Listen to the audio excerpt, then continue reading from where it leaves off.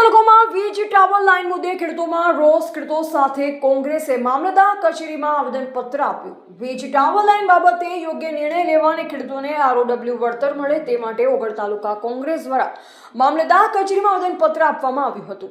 મળતી માહિતી મુજબ ગુજરાતના અંદાજે 26 જિલ્લાઓમાં વીજ કંપનીઓ દ્વારા સૌર ઉર્જા પ્રકલ્પ, પવન ઉર્જા, વિન્ડમિલ, વીજ સબસ્ટેશન અને વીજ ટાવર લાઇન નાખવાની કામગીરી ચાલી રહી છે.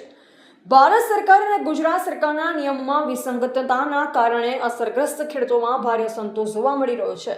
આ પ્રશ્ને ઓગળ તાલુકા કોંગ્રેસ પ્રમુખ વદનસિંહ વાઘેલાના આગેવાનીમાં પ્રતિનિધિ મંડળે ઓગળ મામલતદાર કચેરીમાં આવેદનપત્ર આપ્યું હતું. આ પ્રસંગે જિલ્લા પંચાયતના પૂર્વ પ્રમુખ અને વર્તમાન સભ્ય ભૂપતજી ઠાકોર, થરા શહેર પ્રમુખ વદનજી જગાણી, થરા શહેર ઉપપ્રમુખ જોગાજી ઠાકોર, પૂર્વ સિંચાઈ ચેરમેન પૂરણસિંહ વાઘેલા, કોંગ્રેસ સભ્ય સ્વરૂપજી ઠાકોર, વિનાજી ઠાકોર, પૂર્વ સભ્ય મહિપતસિંહ વાઘેલા, યુવા નેતા વિનાજી ઠાકોર અને સંજય કુમાર ચાવડા સહિત મોટી સંખ્યામાં ખેડૂતો અને કાર્યકરો ઉપસ્થિત રહ્યા હતા.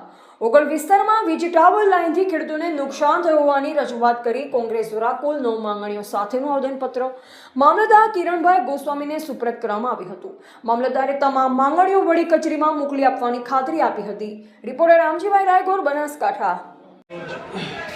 કોંગ્રેસ ઓગળ તાલુકા કોંગ્રેસ સમિતિ દ્વારા મામલતદાર કચેરી ઓગળ ખાતે વીજ ટાવર લાઇન ઊભી કરવા બાબતે યોગ્ય કાર્ય માટે આવેદનપત્ર રજૂ કરે છે.